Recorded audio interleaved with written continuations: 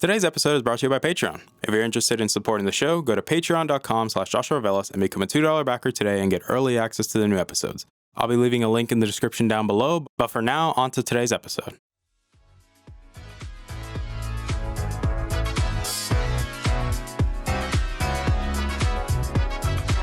You're listening to the Augmented Experience podcast. I'm your host, as usual, Joshua Velas. I'm a student, musician, and a gamer at heart. Join me as I sit down every week to talk about all the latest news in the technology, business, and video game world. I hope you guys enjoy.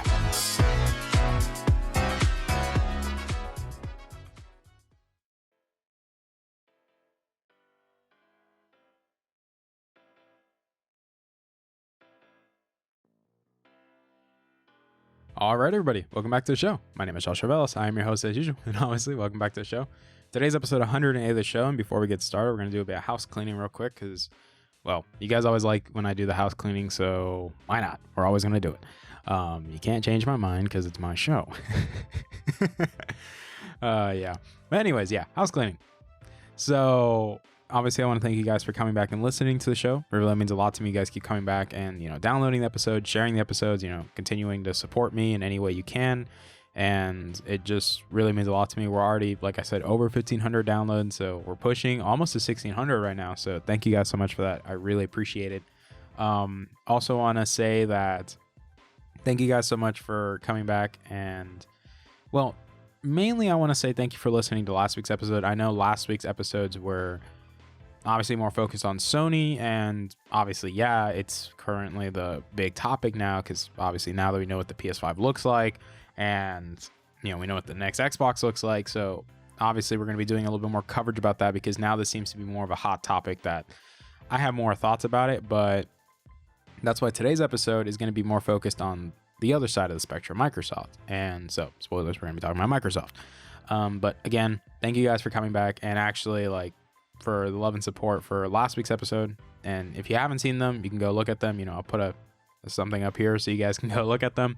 But for now, we're going to be talking about the Microsoft event that's going to be held in July. So I'm going to be talking about, what's probably going to be shown. Realistically, we already have an idea what will be shown. And then I'm going to be providing some other things that I believe that will be shown. And this is a lot of leaks and rumors going around, like hearsay. So please take these with a grain of salt. So just be mindful that please take it with a grain of salt when I talk about speculations. Do not take them as gospel truth because trust me, these are, grains of salt, guys. But aside from that, we're going to be talking about the July event. So some people have asked me already, Josh, what do you mean there's a July event? I don't remember there being a discussion about a July event. And yes, there has been. There has been a discussion for a July event. What do we expect? So the July event that Microsoft will be holding, so they are going to do a July event, is basically their E3 press conference. Because as you guys know, because of the whole situation with the world right now, E3 was pushed back, or E3 was not actually held this year, which is, it's weird because E3 is when always the big companies like to come out and show off what they have. So Microsoft basically said, hey, we're going to do the state of play in May, and then, or Inside Xbox is what they called it. And then we're going to do the July event is when they show off all the first party games. So a lot of people were disappointed when they saw the May event. I included. A lot of people that cover Xbox exclusively have said that they were extremely disappointed with how the May event turned out because they promised gameplay and it really wasn't gameplay. So, and granted, it was more of third party centered. It was just, it wasn't first parties, which a lot of people were mad. And then you had the Sony event from last week, which was great. It was a lot of games. Granted, I noticed how a lot of people didn't give Sony the same flack because they didn't show gameplay. They only showed gameplay for Gran Turismo. That's pretty much it. Gran Turismo and Godfall. And, well, not really Godfall. It was a trailer that had a little bit of gameplay, but you get what I'm saying.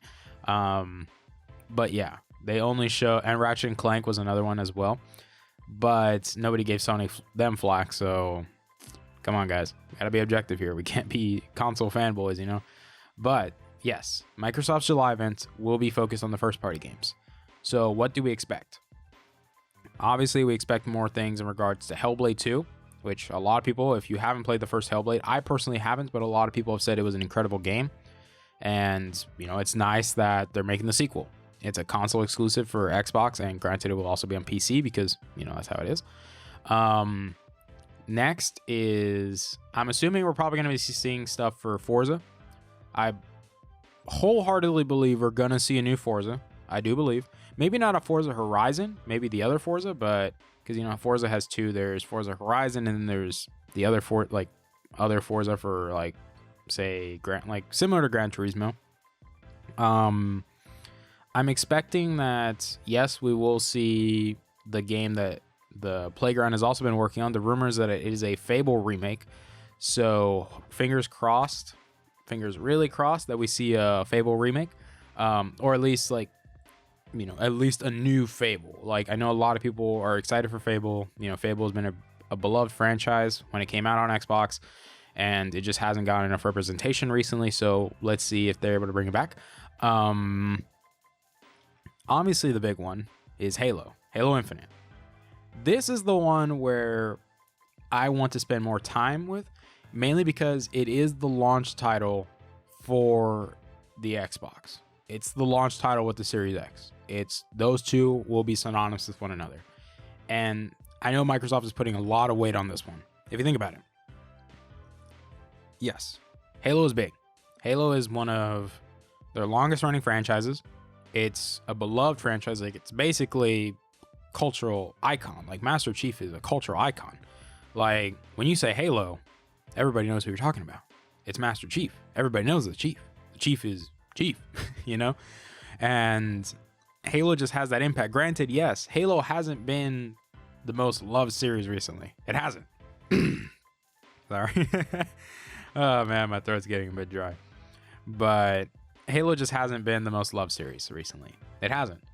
And that's really sad. Like, Halo 4 was a step in the new direction with 343 at the helm of it after Bungie left after Halo Reach. Then 343 made Halo 4. Granted, a lot of people don't seem to hate Halo 4 as much nowadays. They hate the multiplayer more than anything. The story, they understand, like, they try to go in some new directions, you know, make it more story driven, like add more depth and character to Chief. And then Halo 5 was, yeah. If you know, like, my reaction to that, if you've been following Halo and you played Halo 5, then yeah, Halo 5 is really, really bad. Like, in terms of multiplayer, it's great. I love the multiplayer of Halo 5. It's very smooth, it's very buttery, but yeah, the story is dog crap. That story is dog crap. I wish I could say that in a nicer way. No, it's absolute dog crap.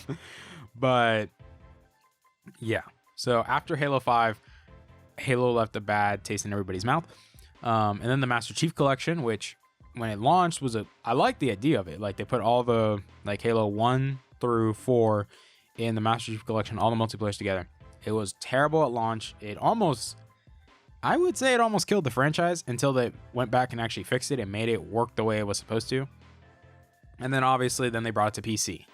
When they brought it to PC, I kid you not, a lot of people went mental because it was the first time Halo was brought back to PC. The first time after CE that Halo was on PC now. And it was huge. The player base increased. 343 has been going and, you know, putting Halo games on PC. And they also added to the Master Chief Collection where they added Halo Reach. And granted, I know Halo Reach is in terms of who you're asking, if you're a person that follows the Halo lore, Halo Reach isn't the best. You kind of hate it.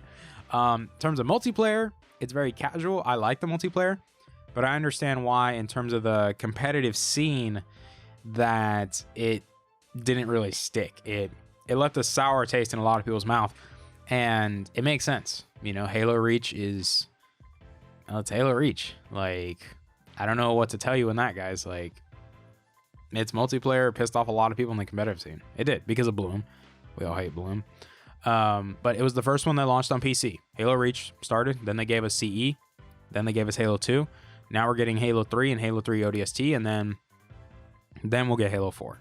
I've been going through the campaigns recently because I want to get prepared for Halo Infinite, which that's why, like, I'm doing all this extra exposition and giving context, because Halo Infinite is such a big deal. Like, not like, I know people say that it's weird that you want to focus an entire event around one game. No, it's that big of a deal. You need to focus an entire event for Halo Infinite.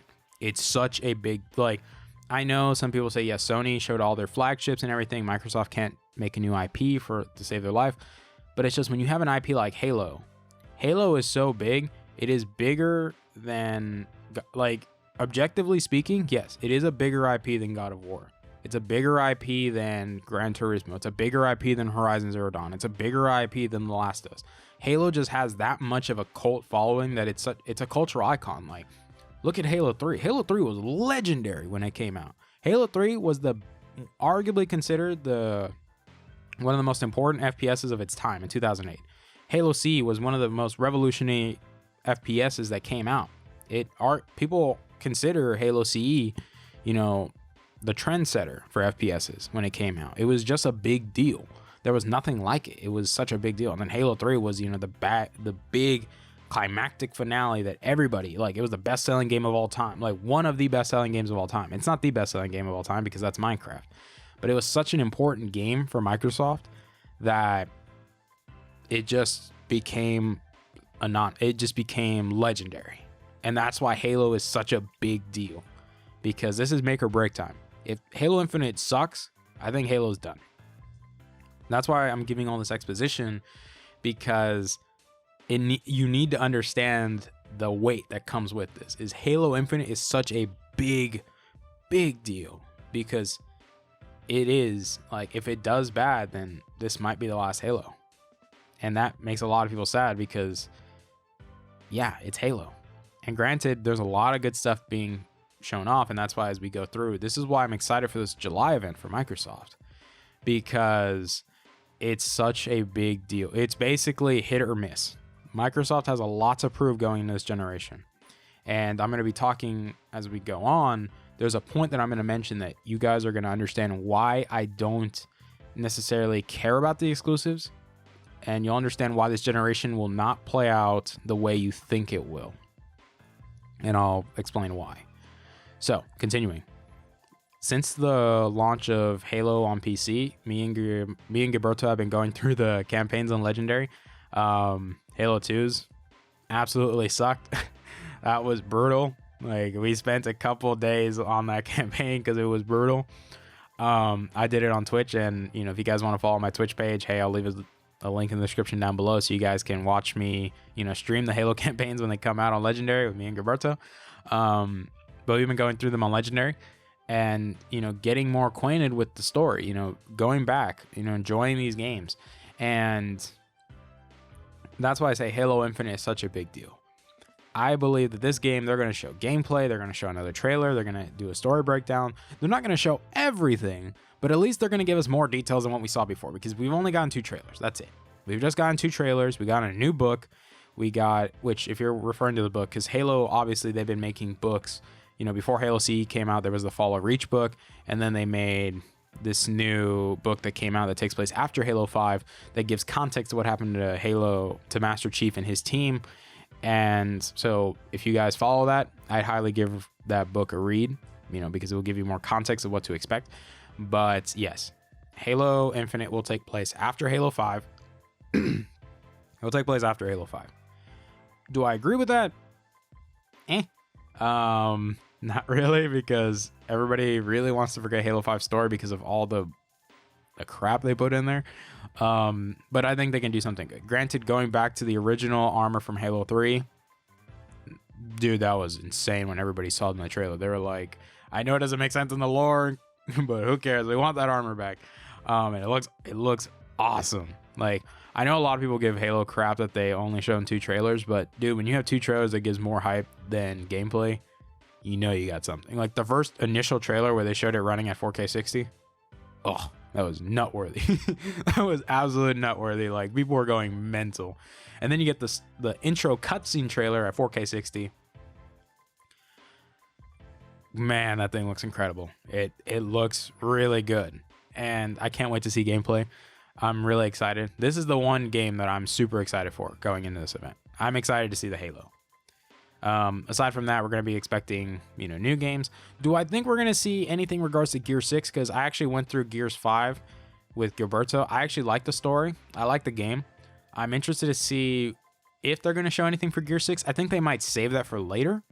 And then obviously all the other the studios like Ninja Theory, Obsidian, that if you guys don't know Obsidian was the company that made The Outer Worlds. So they're working on an exclusive game for Microsoft because, now they're a Microsoft property. And then Ninja Theory will be working on their new game. And I'm excited to see what these new companies produce, like new IPs for Microsoft. I'm excited to see it. But aside from that, what I want to talk about the most with this July event, and I know a lot of people are going to get mad at me for this, but this is why I say this generation is going to be super critical, because it's not about exclusives. Because one thing a lot of people seem to forget is this generation, console exclusives are going the way of the dinosaur. They're going to PC at the same time. Like, they will. And I know a lot of people are like, wait, what? Like, yes, they'll still be exclusive to their console, but they're also going to be on PC. And this is something that I was watching Shofu's stream. Shofu also does a podcast with him and his friends called Japan Time, where just all of them were talking, and they were talking about the PS5. And it was interesting that they brought up this point, because me and Shofu actually ironically have a similar mindset on it. Like, Shofu said the same thing as me. The PS5 is going to be in between $500 to $600. Easily, that controller alone is super expensive with everything they're putting in it. There's no way that controller is $60. That controller is going to make up a good amount of the price, and then the console itself. But me and Shofu agreed that there was something that Shofu said that I thought was super interesting, that this generation is not going to be determined by exclusive, but it's going to be determined by price. Because the fact that the performance is so very close, one will benefit in the other area, the other one will benefit in another area. But the fact that the exclusives aren't really the reason to buy a console anymore, it will come down to price. It's like Shofu joked that he's like, whichever one's not $800 is the one that people are going to buy. And there is a chance that, yes, the PS5 might be the more expensive of the two. And it sounds crazy to say that, even though they show two models. But I think it will be the most expensive of the two. And mainly because of the controller, all the hype about the SSD being, leading best in class, a custom SSD that couldn't be made, that you can't make it in other configurations. And it's funny because you have a lot of journalists that are like, oh, I've been following the industry for like 30 years and I don't think they'll make a 2 terabyte model because that's common sense. I'm like, okay, you say that now and then they do it. What, like, you look like, you look retarded. Like, not being mean, but you look like all that experience of like, oh, I have been 30 years of following the industry. How are you going to tell me something? You'd be amazed, dude. These companies don't operate the way you think they do. Like, you can notice trends and patterns, but you can't tell them what they're going to do because they could do anything. So that's something to be mindful of. And one thing I will say too is whichever console is the cheapest is probably going to win the generation. Because if you think about it, yes, if you want to bring up the 360 and the PS3, because a lot of people always bring up this part. They always like to bring up this little debate when it comes to the 360 and the PS3. The PS3 got curb stomped by the 360. Absolutely curb stomped, mainly because the PS3 started off with a bad price and it just didn't have the games that the 360. The 360 had legendary games. It had all the Gears of War. It had the other Forzas. It had, Minecraft. First time Minecraft was on a console. It was a big deal. Then you had the Halos, Halo 3, one of the biggest games of all time. And then you had Halo Reach. And then you had the other Halos. And you had other games and other games and other games. It was just legendary. Granted, the reason why the PS3 overall outsold the 360 at the end of the lifespan, because you have to keep in mind, that generation lasted the 7th generation lasted for 10 plus years. It didn't last for 5 years. It lasted for 10 plus years. It went the distance. It went a while. And that's why it's outsold the 360 at the end of its lifespan, because it lasted 10 years. It went a while. And that's something that a lot of people always seem to ignore. Even though, yes, the 360 didn't beat the PS3, it did for 8 years. It was absolutely pimp slapping. And let's say, okay, low ball, 5 years. It was still slapping its head for 5 years. The almost exact same amount of time that we've had the 8th generation, about 5-6 years. Let's say that. High ball, 8, maybe 9 years, maybe. But high ball, 8. It was pimp slapping the PS3 for 8 years.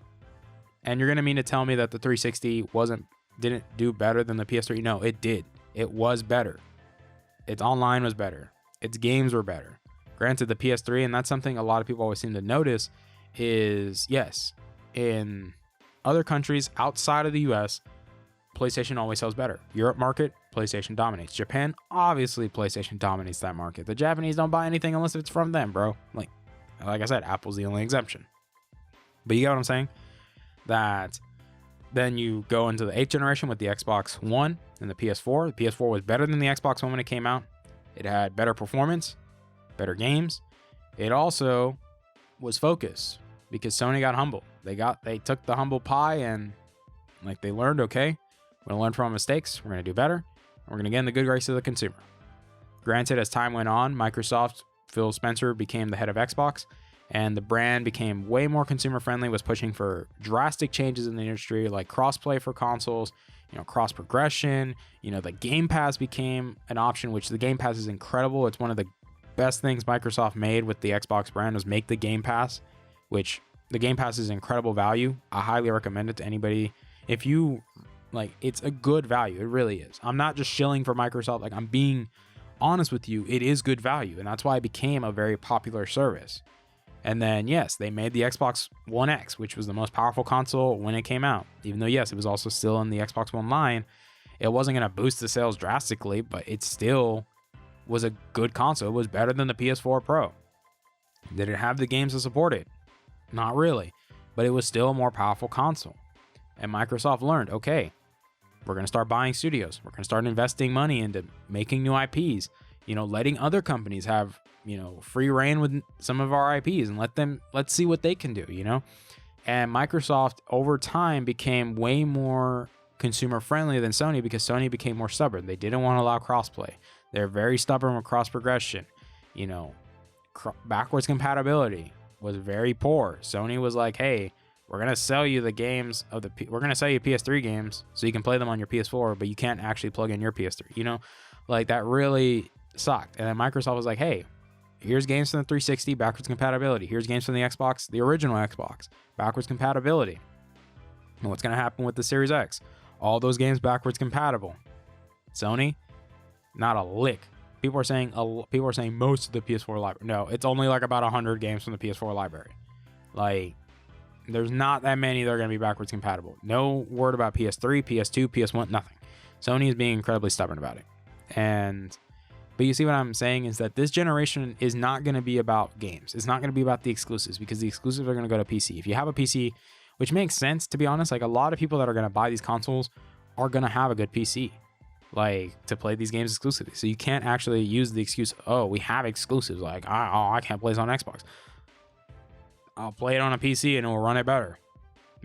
Like, you get what I'm saying? Like, it's crazy to think about it.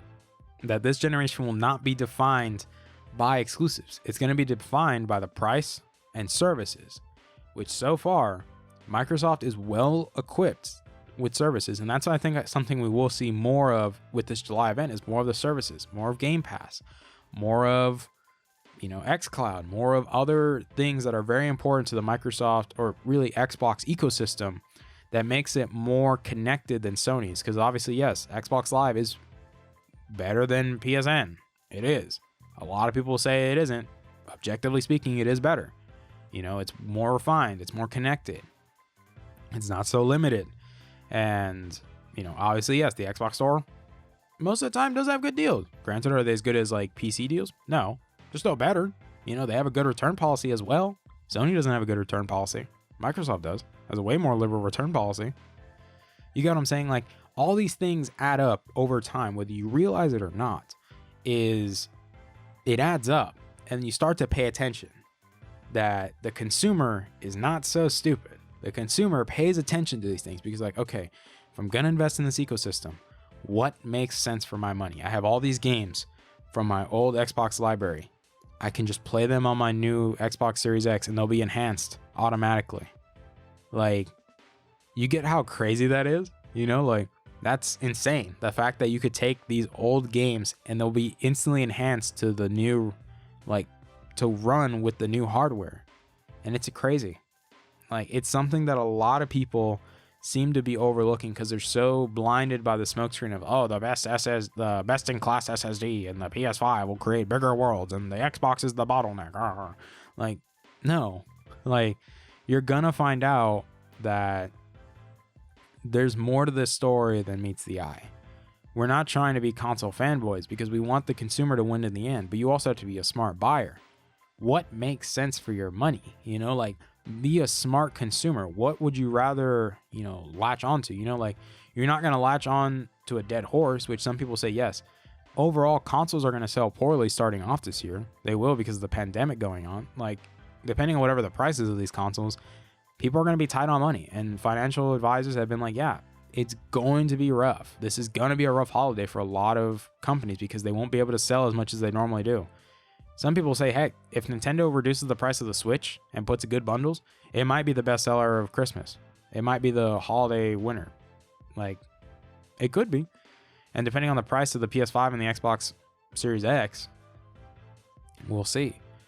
But this July event is way important because it has a lot of ramifications going forward that a lot of people don't seem to realize, is that there's so many, like, there's so much to it.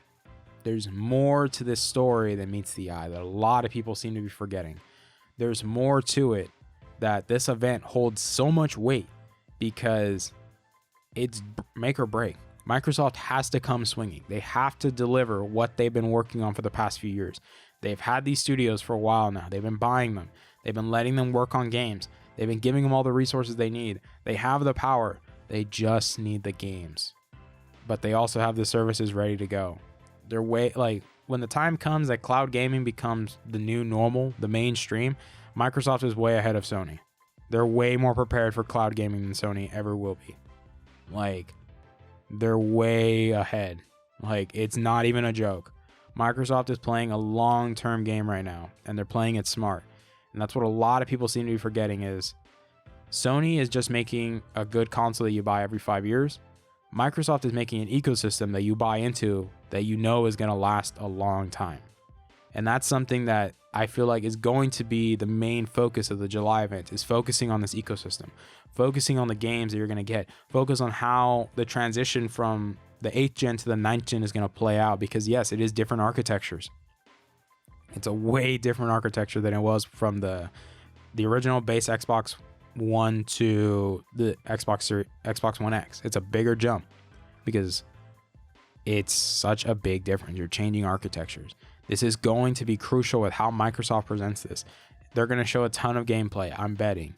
They're going to show gameplay of the games that you want to see. A lot of people want to see gameplay for Hellblade because it looks amazing. Hellblade 2 the trailers look amazing, phenomenal. Halo Infinite, dude, give this thing like 30 minutes. Please give it like 30 minutes to show it off. 30 minutes, 4K 60, shut up the haters, show them that, hey, this is next gen. Next gen is not limited to just 4K 30.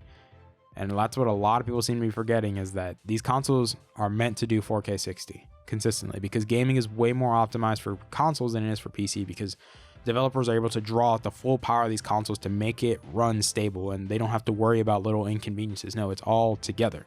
It's able to run consistently, and it's able to do something incredible. They have the power. So let's see what they're able to do. I think it would be smart for them to do the stream at 4K 60, or at least 1080 60, but the games are going to be shown at 4K 60. Like, they're going to be running them at 4K 60, but the stream will be at 1080 60. At least show that this is running 60 frames per second, because a lot of people were upset that Sony was limiting a lot of their first party games to 30 FPS, which is a terrible move, because a lot of people prefer higher FPS than load screens, because it helps. The load screens, if you make them very interactive, they're fun. Like, 10 seconds, come on guys, no one cares. It's 10 seconds. Like, 5-second loading screen, like, who cares? Like, you also keep in mind, Xbox is probably going to talk about the velocity architecture, the new architecture that they're working on for this generation. Sony is primarily focusing on the architecture revolving around the SSD. Microsoft also has a new architecture that hasn't been shown off. They're going to show it off and they're going to talk about it. And that's what a lot of people seem to be forgetting, is that this generation is going to be something big. This needs to be shown that this is a big jump, that this isn't the same thing again. That's what Sony seems to be forgetting about this generation, is that this is not a, new games. It's basically just a PS4.5, like this is a big jump. Make this a big deal. Like, don't just focus on little thing. Like, I'm not saying the SSD is a little thing, but focus on what the consumers want. Your consumers want 60 FPS 4K. They want true 4K 60 frames per second. That's what consumers want. They absolutely want that. And I feel like that's something that Sony is realizing they can't deliver, But in my opinion, it's going to be interesting. It will be. I am excited for this new generation. I think Microsoft is going to hit it out of the park. And I think they're going to show us some amazing stuff in July. And who knows? Maybe I'm wrong. Maybe they show us crap. It could happen. But we have to be mindful. This event has a lot of weight because this is what goes into like the sale, the release date of the console. Like, granted, there will be other little events here and there, but this is the big event where they can show off everything they've been working on for the past few years. And, it's going to be interesting, to say the least. But there is something else that is rumored. And I want to make this very clear. This is a rumor. Please take this with a pinch of salt. But there's a rumor going around that there's going to be another Xbox shown at the event. And it's not going to be a digital Xbox Series X. The rumor is that this is codenamed Lockhart inside of Microsoft. And this has been known for a while. A lot of people have known about this, but we didn't think that they were going to probably show it. But there's a lot of rumblings going around right now that they're going to show Lockhart at the event. And it's going to be the replacement for the Xbox One S. That it's going to be a 1080p juggernaut like console, 1080p juggernaut console. So it's not going to do 4K and everything. It's just specifically 1080p high frame rates. And it's not going to be as powerful as the Series X, but it's still going to be powerful for 1080p gaming. It's, it's going to still have the Blu-ray player. It's going to, like I said, not as powerful, but the rumors is that it's going to be like $300. The reason why a lot of people say this is because, and why a lot of people believe that the Xbox Series X is going to be $500 maximum, is because the price of the Xbox One X got reduced to like 300 something, or like around 300, in that range, 350, and that it got reduced. So it makes sense that the Series X is gonna be $500, which would be crazy if it is. Granted, I know it's a game of chicken, because think about it. Why do you think Sony is being so hesitant to show the price? Why do you think Microsoft is being so hesitant to show the price? They want to see who's going to show it first, because they know the price is such an important thing this generation. It is. But Lockhart, or let's call it the Xbox Series S, like I said, grain of salt, guys. Grain of salt. Take this with a grain of salt. Please do not quote me on this. Rumors that could be $300. And it looks like a cube, based on some pictures people have, speculated. It looks like a cube. It probably might look like a GameCube, which would be pretty cool. Make a special edition in purple. Dude, that'd be so awesome. Microsoft has a good relation with Nintendo. I think they would let them do it. I think if they made it as a shape of a cube, the Series S, I think that'd be pretty badass if they made it purple like the GameCube. Like, that would be pretty badass. Like, I would buy it for sure. I'm already buying the Xbox Series X when it comes out. I'm 100% buying it. I'm putting money aside for it. And I'm going to be doing a review, and I'm excited. But like I said, what are your thoughts and predictions going into this July event? Did you guys actually think there was a July event? If you didn't, then at least now you know. Granted, I do not know what day the July event. All we know that is Microsoft has said that they are doing a July event. I don't know what date it will be on. I think as time goes on, they will, officially announce that, hey, this is the date, this is the time, get ready. But I will be sharing on my social medias. You can follow me on my social media pages, like, mostly Instagram, Snapchat. You can just follow me on there, and that's where you get all the latest news from me. But again, thank you guys for coming back. Let me know what you guys think about this, discussion. Do you guys think that this generation is going to play out in a way that's primarily going to focus on price, or do you think something else is going to happen? Let me know what you guys think in the comments down below. If you're listening to on Spotify, Apple Podcasts, or wherever you're listening, you guys can hit me up directly and let me know what you guys think. Are you guys excited for this next generation? But again, thank you guys for coming back and listening. It really means a lot to me. You guys keep coming back every week and listening to the show. This is going to be the only episode for the week. The episode for the week. News has been pretty slow, but I wanted to give this episode to you guys and make it a little bit longer because there was a lot in my head that needed to be digested, and I wanted to share it with you and be upfront with you and be honest, because I'm excited. Like, this is going to be crucial. This event is crucial, and I need you guys to think about it in this perspective. It is crucial. It is make it or break it. This is the final countdown. If you want to treat it like that, think of it like the final countdown. It's do or die for Microsoft. They need to hit this out of the park. And I'm confident, in my opinion, that they'll hit it out of the park. And I think we'll be surprised with what they show. But until then, thank you guys for your time. I love you guys to death. Please continue to be safe. Continue to take care of others around you. Continue to respect others around you. I love you guys to death so much. You guys mean the world to me, that you guys keep coming back and listening. But until then, thank you guys for your time. I love you guys to death. Please be safe.